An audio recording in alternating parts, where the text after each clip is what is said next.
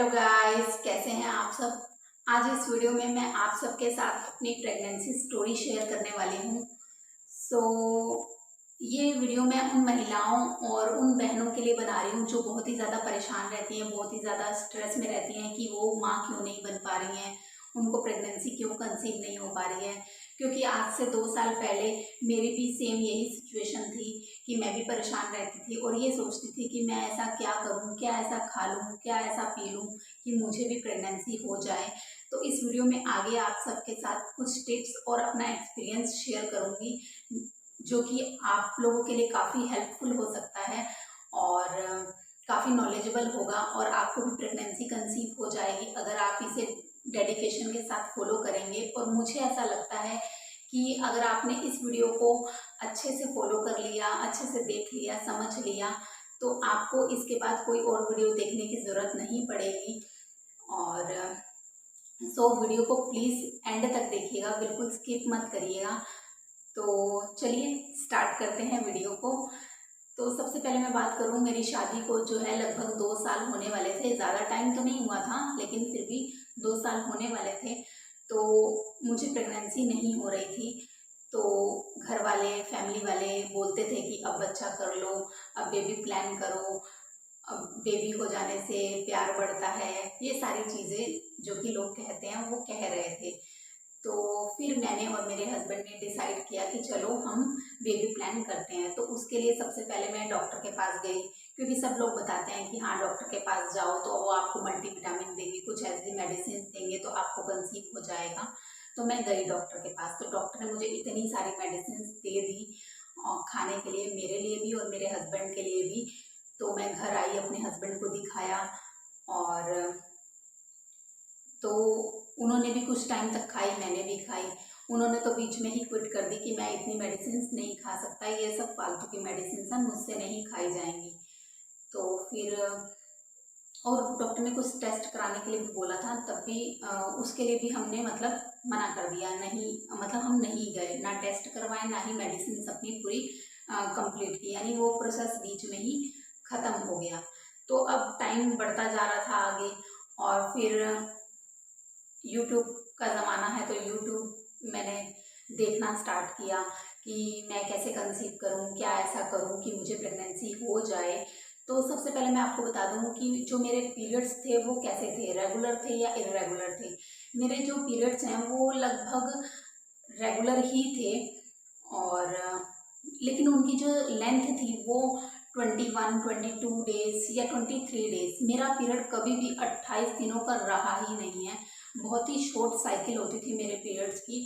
और जब भी मैं यूट्यूब खोलती थी या गूगल पे सर्च करती थी तो मुझे सिर्फ 28 दिन, 32 दिन, 35 दिन, 45 दिन इस तरीके से मुझे मतलब देखने को मिलता था। बहुत कम ऐसी वीडियोस होती थी जिनमें बहुत ही कम पीरियड साइकिल के बारे में बताया जाता था। तो मैं उस चीज़ के बारे में कभी श्योर नहीं हो पाई ये सही है या गलत है।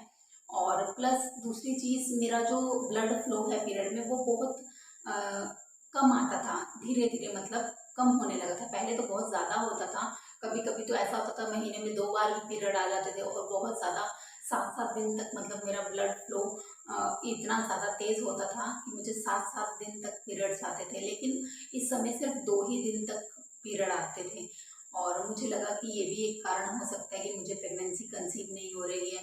और यूट्यूब देखते देखते, गूगल देखते देखते मुझे पता चला कि ओवुलेशन क्या होता है, ओवुलेशन किस बला का नाम है, कौन सी ये चिड़िया है कि ओवुलेशन क्या होता है। आप लोगों को अगर नहीं पता तो बता देती हूँ छोटा सा कि ओवुलेशन वो है जब पीरियड के बाद महिला की बॉडी से वो महिला के जो ओवरीज होती हैं उससे एग रिलीज होता है, यानी अंडा निकलता है और महिला के प्राइवेट एरिया से कुछ डिस्चार्ज निकलता है जिसको हाथ में लेंगे तो ऐसे स्ट्रेच करता है वो। तो वो उसको बोलते हैं एग वाइट डिस्चार्ज और सर्विकल म्यूकस, जो कि महिला के प्राइवेट एरिया से निकलता है। मैं सच बताऊं तो मैंने ये डिस्चार्ज कभी अनुभव ही नहीं किया, मेरे को ये डिस्चार्ज नहीं होता था और मुझे ये डिस्चार्ज बिल्कुल नहीं होता था। और मैं परेशान हो गई थी कि मुझे तो ये डिस्चार्ज होता ही नहीं है, मुझे कौन सा डिस्चार्ज होता था। मुझे सिर्फ वही डिस्चार्ज होता था कि पीरियड मेरा ख़त्म हुआ तो थोड़ा बहुत हल्का सा मुझे डिस्चार्ज दिखा और पीरियड जब शुरू हुआ सॉरी पीरियड जब शुरू होने वाला होता था तो 4-5 दिन पहले थोड़ा सा डिस्चार्ज मुझे दिखाई देता था, लेकिन एग वाइट डिस्चार्ज मुझे कभी भी अनुभव नहीं हुआ। तो मैं सोचती थी कि मुझे जब ये सारी चीज़ें नहीं हो रही हैं तो मैं कहाँ से कंसीव कर पाऊँगी, कैसे मैं माँ बन पाऊँगी। तो फिर यूट्यूब देखते देखते ही फिर मैंने बहुत सारी चीज़ें देखी और बहुत सारी अपनी लाइफ डेली रूटीन में करना भी स्टार्ट किया मैंने। तो सबसे पहले मुझे सीड साइकिलिंग सॉरी अलसी के बीज और पंपकिन सीड, तिल सीड और ये सनफ्लावर सीड, ये 4 सीड हो गए। ये चारों सीड को आपको लेना है और इसे कंज्यूम करना है, तो इससे आपकी प्रेगनेंसी हो जाएगी। या बहुत सारी चीज़ें यूट्यूब पे बताई गई थी तो वो मैंने फॉलो की। सीड साइकिलिंग की सिंपल भाषा में कहें तो सीड साइकिलिंग मैंने की, लेकिन इसका मुझे बिल्कुल भी असर नहीं हुआ। मेरे पीरियड्स जैसे 1 से 2 दिन आते थे, ब्लड फ्लो वैसे ही आता था। 21 डेज पे आता था तो 21 डेज पे ही आता था। कोई भी ऐसा मेजर चेंज मैंने अपनी बॉडी में नहीं देखा था। फिर और भी बहुत सारी चीज़ें मैंने यूट्यूब पर देखी। आप दालचीनी खा लो, तो मैंने दालचीनी भी खाई है और मैंने मेथी दाना भी खाया है। फिर और मैंने ये काली किशमिश का पानी, काली किशमिश, ये सब भी खाया है। और भी बहुत सारी चीज़ें मैंने की, इवन तक कि मैंने चूना भी खाया है। अभी मेरे हस्बैंड इस वीडियो को देखेंगे तो उन्हें पता चलेगा कि ये चूना भी खाती थी। तो मैंने चूना भी खाया है और तब भी मुझे प्रेगनेंसी कंसीव नहीं हुई। इन शॉर्ट कहा जाए तो ये सारी चीज़ें मैंने कर ली थी। फिर जब इतनी सारी नॉलेज मैंने यूट्यूब से ले ली थी, इतनी सारी नॉलेज मैंने गूगल से ले ली थी, अपने दिमाग में इतना स्ट्रेस भर लिया था, तो फिर मैंने सब कुछ छोड़ दिया और जो जो नॉलेज ली थी उसको अपने शरीर पर लागू करना शुरू कर दिया मैंने। तो सबसे पहला जो पॉइंट मैंने सीखा, अपना एक्सपीरियंस किया कि मैंने जो है, आपको एक्चुअल में बात बता रही हूँ, जो टिप्स मैंने फॉलो किए जो कि मेरे लिए कारगर रहे। तो सबसे पहले मार्च का महीना था जब लॉकडाउन लगने ही मतलब लॉकडाउन लग ही गया था, ऑलमोस्ट 14 मार्च के आसपास की बात है ये। तो मैंने चाय बिल्कुल बंद कर दी थी। जब लॉकडाउन लग गया था तो मैंने चाय बिल्कुल बंद कर दी, कॉफ़ी बिल्कुल बंद कर दी। यानी जिस जिस सामान में चीनी पड़ता था मैंने बिल्कुल लेना बंद कर दिया। और चाय के साथ साथ हम जो नमकीन खाते हैं, बिस्किट खाते हैं, प्रोसेस फूड खाते हैं, चिप्स या फिर आपके जितने भी मार्केट का सामान हो गया, गोलगप्पे, पिज़्ज़ा, बर्गर, वैसे तो मैं ये सारी चीज़ें कम खाती थी लेकिन फिर भी मैंने मतलब बिल्कुल बंद कर दी थी। मैं इनको साफ छूती तक नहीं थी। इनको मैंने बिल्कुल खाना बंद कर दिया था। तो कहते भी हैं कि चाय और कैफीन, चाय और कॉफ़ी आपकी सेहत के लिए अच्छा नहीं होता, तो मैंने फिर इसे बंद कर दिया। अब दूसरा पॉइंट जो मैंने फॉलो किया वो है अंकुरित अनाज खाना। अंकुरित अनाज मैंने अपनी डाइट में लगभग 2 महीने तक किया। 2 महीने तक मैंने इसे खाया। अंकुरित अनाज में मैं लेती थी हरी मूंग की दाल जो छिलके वाली होती है, साबुत दाल और काले चने। इनका अंकुरण करके, इनको अंकुरित करके मैंने खाया। मैं खुद भी खाती थी, अपने हस्बैंड को भी देती थी। बनाती कैसे थी, इन दोनों को अंकुरित कर लिया और अंकुरित करने के बाद में इसमें आधा आधा चुकंदर, आधा अपने में डालती थी, आधा अपने हस्बैंड में डालती थी और थोड़े से पीनट अपने नाश्ते में और थोड़े से पीनट अपने हस्बैंड के नाश्ते में डालती थी और साथ में थोड़ा नमक, थोड़ी काली मिर्च, यानी एक तरह का ये सैलेड बन जाता था। तो मैं इसे कंज्यूम करती थी डेली नाश्ते में। डेली हम लोगों का यही नाश्ता रहता था, हमने कोई भी चेंज नहीं किए थे। तो ये अंकुरित अनाज कैसे काम करता है? ये अंकुरित अनाज हमारे ओवुलेशन को बूस्ट करता है और जब ओवुलेशन बूस्ट होगा तो हमें प्रेगनेंसी कंसीव होगी। जब हमारा सर्विकल म्यूकस अच्छा होगा तो हमें प्रेगनेंसी होगी और अंडा जो है वो अच्छे साइज़ का बनेगा, यानी अच्छी क्वालिटी का अगर एग होगा तो हमारा जो प्रेगनेंसी है वो हमें कंसीव होगी। क्योंकि अंडे का अच्छा होना बहुत ज़्यादा ज़रूरी है। अगर अंडा ख़राब क्वालिटी का है तो बच्चा भी ज़्यादा दिन तक सर्वाइव नहीं करता। इसलिए जो अंडे का अच्छा होना या अंडे का बढ़िया क्वालिटी का होना बहुत ही ज़्यादा मायने रखता है। तो मैंने अपने नाश्ते में ये सारी चीज़ें ली और अपने हस्बैंड को भी दी। और उसके बाद जो सबसे मेन पॉइंट है वो मैंने फॉलो किया। एक दिन मैं ऐसे ही मोबाइल देख रही थी और यूट्यूब पर ये सर्च भी जारी ही थी, तो सामने बाबा रामदेव जी, जिनको मैं बहुत टाइम से पहले भी फॉलो करती थी, तो वो मेरे सामने, मतलब मेरी स्क्रीन के सामने उनका वीडियो आया और मैंने देखा। तो फिर उसमें वो बता रहे थे कि योगा आप करो, तो योगा से हर चीज़ का इलाज है। और ये सही बात है, योगा लगभग 99% बीमारियों को कम भी कर देता है। और तो मैंने योगा करना स्टार्ट किया। अब मैं क्या करती थी, लॉकडाउन का तो समय चल ही रहा था, तो मैं सुबह 4 बजे उठ जाती थी और 6 बजे तक, यानी लगभग 2 घंटे तक मैं योगासन करती ही करती थी। अब उसमें मैं क्या क्या करती थी, थोड़ी बहुत 10, 15, 20 मिनट के लिए स्ट्रेचिंग जरूर करती थी, और तितली आसन हो गया, और ये आपका चक्की चालन आसन हो गया, सेतुबद्ध आसन हो गया, कोबरा पोज हो गया, कपालभाति, अनुलोम विलोम, ये सारे आसन मैंने किए हैं और 2 घंटे में लगातार करती थी। और बीच में अगर मेरे पीरियड भी आ जाते था, एक ही बार आया था, बीच में अगर मेरा पीरियड आ भी गया तो उस समय मैं हल्की फुल्की एक्सरसाइज ही करती थी, ज़्यादा तो नहीं करती थी, हल्की फुल्की करती थी, मैंने छोड़ा नहीं था बीच में। तो ये एक्सरसाइज मैंने स्टार्ट कर दी। और इसके बीच में मैं बताऊं, आपको बताना मैं भूल गई, इसके योगा करने से पहले मैं डॉक्टर के पास भी गई थी एक बार। तो डॉक्टर के पास जब मैं गई तो इस बार मुझे लकीली अच्छी डॉक्टर मिल गई, और उन्होंने मुझे सिर्फ 2 मेडिसिन दी। एक फॉलिक एसिड दिया, जो छोटी सी गोली आती है 5 mg की, आराम से आपको केमिस्ट शॉप पे मिल जाएगी। और एक दिया ईवी केयर करके, हिमालय का सिरप आता है, वो दिया उन्होंने मुझे। और ये एक तरह का यूट्राइन टॉनिक है, वो दिया उन्होंने मुझे, और कोई मेडिसिन नहीं दी। तो मैं उसे, उन्होंने मुझे 1 महीने की दवाई दी, मैंने 1 महीने तक उसे खाया। और फिर उसके बाद मैंने जब मेरी वो दवाई ख़त्म हो गई तो मैंने मार्केट से दोबारा से परचेज़ कर लिया। मैं डॉक्टर के पास नहीं गई इस मेडिसिन को लेने के लिए, क्योंकि जिस हॉस्पिटल में मैं जाती थी वहाँ बहुत ज़्यादा भीड़ लगती थी। तो मैंने कहा कि चलो अच्छा है, और कोरोना का भी टाइम चल रहा था, तो मैंने खुद मार्केट से लेके उसे कंज्यूम करती रही। और इस मेडिसिन को लेने में कोई वो नहीं है कि डॉक्टर की आपको परमिशन लेनी पड़ेगी ज़्यादा, आप खुद अपनी मर्जी से भी ले सकते हो। जनरल मेडिसिन हैं ये। तो मैंने वो लेना स्टार्ट कर, जो मैंने किया था वो मैं ले ही रही थी और योगासन कर रही थी। तो ये लेते लेते मुझे मतलब 2 मंथ्स हो गए थे। अब बात आई तीसरे मंथ की। तो तीसरे मंथ में मैंने अपने लिए तो सोल्यूशन ढूंढ लिया था। तो जैसे कि मैं आपको बता रही हूँ कि मैं बाबा रामदेव जी को फॉलो कर रही थी, योगासन कर रही थी, अपना खाना पीना अच्छा कर रही थी। और लॉकडाउन का समय था तो लोग अपने घरों में बहुत कुछ बना के खा रहे थे, लेकिन मैंने घर का सिंपल खाना ही खाया, ना ऑयली फूड खाया, ना ही कुछ चटपटा खाया।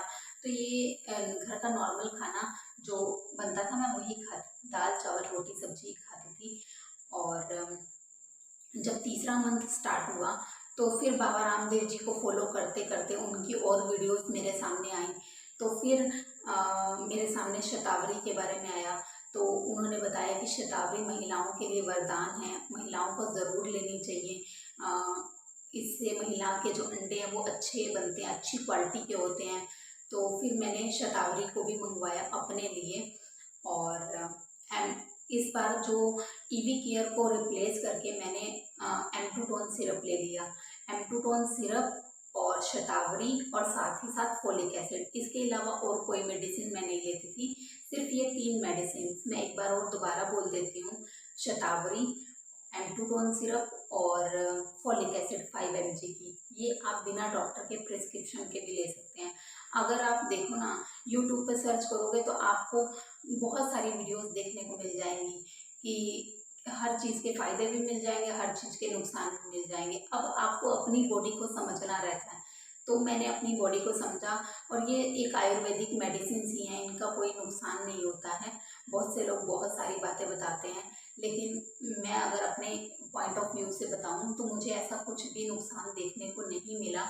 और मैं इसे कंज्यूम कर रही थी और योगा कर रही थी और अपना खाना पीना अच्छा कर रही थी, बस इतना ही काम मैं कर रही थी। और फिर हस्बैंड के लिए भी मैंने ढूंढा। तो हस्बैंड को वैसे कोई परेशानी नहीं थी, कोई दिक्कत नहीं थी। तो उनको भी मैंने बाबा रामदेव जी का बताया हुआ ही श्वेत मूसली, कोंच के बीज, अश्वगंधा और शतावरी, ये चारों पाउडर को मिक्स करके मैंने एक बॉक्स में भर लिया था। और दूध के साथ गर्म दूध करके, मतलब हल्का गुनगुना दूध करके 1 चम्मच भर के उनको मैं भर के पूरा अच्छे से उनको उसमें मिक्स करके देती थी। और साथ ही साथ उसमें शहद डाल देती थी। ज़्यादा गर्म दूध नहीं होना चाहिए, हल्का ही गर्म दूध होना चाहिए, तब आप उसमें शहद मिला सकते हो। और आप चाहें तो गुड़ भी मिला सकते हो। चीनी ऑलमोस्ट मैंने अपने हस्बैंड की भी बंद कर दी थी, उनको बोलती थी कि कम चीनी खाओ। तो ये सारी चीज़ें मैंने अपने हस्बैंड पे भी लागू कर ली थी। तो विद इन 1 मंथ, मतलब मैं भी अपना काम कर रही थी और मेरे हस्बैंड को भी मैं ये सारी चीज़ें दे रही थी। तो 1 महीने के अंदर अंदर मुझे जो है वो कंसीव हो गया। तो ये सारी चीज़ें मैंने जब की तो मुझे 1 महीने के अंदर ही कंसीव हो गया। तो फ्रेंड्स, मेरा ये कहना है कि सिर्फ 500 से 600 रुपया ही मुझे लगता है कि लगा होगा इसमें मेरा, और मैंने प्रेगनेंसी कंसीव कर ली। और जब मैं ये सारी चीज़ें कर रही थी तो मैं कुछ भी नेगेटिव नहीं सोच रही थी, कुछ भी मेरे दिमाग में गलत विचार नहीं आ रहे थे। बस मैं अपना काम करती जा रही थी और पूरे डेडिकेशन के साथ मैंने ये काम किया, और तब मुझे 1 महीने में ही कंसीव हो गया। तो मेरा आप बहनों को और ये आप बहनों को यही कहना है कि आप भी टेंशन मत लो। आप भी अगर सब कुछ करके थक चुके हो, आप भी यूट्यूब पर बहुत सारी वीडियोस देखते हो और सारी चीज़ें फॉलो करते हो, लेकिन आपको कोई असर नहीं हो रहा। आपकी शादी को भी 2 साल, 3 साल, 4 साल या और भी बहुत टाइम हो गया है। तो आप जो है परेशान ना हो, अपने डेली रूटीन में योगा को ऐड कर लीजिए, और साथ साथ डॉक्टर के पास भी जाइए जो आपको मेडिसिन देते हैं। अगर नहीं जा पाते, क्योंकि कुछ लोगों का बजट जो होता है अ, वो अलो नहीं करता कि वो बड़ी बड़ी मेडिसिन या बड़े बड़े डॉक्टर के पास जाएं। तो मैं ये जो आपको मेडिसिन बता रही हूँ, ये आप बिना किसी डॉक्टर के परमिशन के भी ले सकते हो। आप ये मेडिसिन ले लो और आप योगा आसन करो, हस्बैंड को दे दो और वही मेडिसिन जो मैंने अभी आपको बताई हैं। तो इसका कोई भी बुरा प्रभाव नहीं पड़ेगा, और अगर आप माँ बनना चाहती हैं तो आपकी ये इच्छा भी पूरी होगी। और मेरा एक बात मैं और कहना चाहूँगी, कभी कभी जब जो कपल शादी करते हैं, नए नए कपल होते हैं, तो उनको कभी कभी बहुत सारे ऐसे कपल्स होते हैं, जब शादी होती है नई नई तो उनको कंसीव हो जाता है। और वो कहते हैं अरे अभी अभी तो शादी हुई है, अब अभी कौन सा बच्चा करना है, अभी तो हम खुद ही बच्चे हैं। तो वो क्या करते हैं, अबॉर्ट कर लेते हैं अपने बच्चे को। तो मेरा उनसे यही हाथ जोड़ के निवेदन है कि प्लीज़ आप ऐसा ना करें, क्योंकि भगवान जब आपको कुछ दे रहा है ना, तो अपनी झोली फैला के उसका स्वागत करो। कभी भी आप उसको ठोकर नहीं मारो, क्योंकि भगवान के काम में अगर आप उंगली करोगे ना, तो फिर वो आपसे बदला ज़रूर लेता है। हर किसी की किस्मत एक जैसी नहीं होती है, लेकिन मैंने ज़्यादातर महिलाओं को देखा है परेशान होते हुए, और मैं खुद भी इस दौर से गुजर चुकी हूँ कि अगर आप एक बार ऐसी गलती करते हो तो आपको दोबारा प्रेग्नेंट होने में बहुत समय लग जाता है, और आप उस चीज़ के लिए रोते रहते हो, परेशान रहते हो, स्ट्रेस में रहते हो। तो फ्रेंड्स, सारा सोल्यूशन, सारी टिप्स मैंने आपके सामने रख दी है, अपना सारा एक्सपीरियंस आपके सामने रख दिया है। मेरी उस समय क्या सिचुएशन थी, और मैं आपकी सिचुएशन को भी समझ पा रही हूँ। जो लोग मेरी वीडियो को देख रहे हैं, मैं आपकी सिचुएशन भी समझ पा रही हूँ कि आप ये मेरी वीडियो क्यों देख रहे हैं। तो मैं आपसे यही कहूँगी कि आप डेडिकेशन के साथ और भगवान पे भरोसा करके सिर्फ और सिर्फ अपना काम करें। अब भगवान जी आपकी भी सुनेंगे, क्योंकि भगवान के घर देर है लेकिन अंधेर नहीं है। तो आशा करती हूँ कि आपको मेरी ये वीडियो अच्छी लगी होगी। अगर थोड़ी सी भी हेल्पफुल लगी है, और मेरी इस वीडियो से अगर किसी एक महिला की भी हेल्प हो जाती है, वो माँ बन जाती हैं, तो बहुत ज़्यादा खुशी मुझे होगी। और मेरा कमेंट सेक्शन खाली है, प्लीज़ इसे अपने कमेंट से भर दीजिए। और वैसे मैंने सारी चीज़ें कवर की हैं इस वीडियो में, लेकिन अगर कुछ छूट गया हो तो आप प्लीज़ मुझे कमेंट सेक्शन में कमेंट करें। मैं आपके हर क्वेश्चन का रिप्लाई देने के लिए यहाँ पर हूँ, और आपकी सहेली हूँ, आपकी बहन हूँ। आप मुझसे कोई भी क्वेश्चन पूछ सकते हैं इस टॉपिक के रिगार्डिंग। सो फ्रेंड्स, अगर वीडियो मेरी अच्छी लगी है तो प्लीज़ मेरी वीडियो को लाइक ज़रूर करके जाइएगा और साथ ही साथ चैनल को मेरे सब्सक्राइब कर लीजिएगा और बेल आइकन को ज़रूर प्रेस कर लीजिएगा ताकि आने वाली वीडियो का नोटिफिकेशन मिल सके और मैं आपके लिए ऐसी ही नॉलेजेबल वीडियोस लाती रहूँगी। बस आपका थोड़ा प्यार चाहिए, थोड़ा सपोर्ट चाहिए ताकि मैं ऐसी वीडियोस और बनाती रहूँ, मुझे भी मोटिवेशन मिले कि मैं ऐसी वीडियोस लाती रहूँ आपके लिए। मिलती हूँ आपको नेक्स्ट वीडियो में, तब तक के लिए बाय बाय।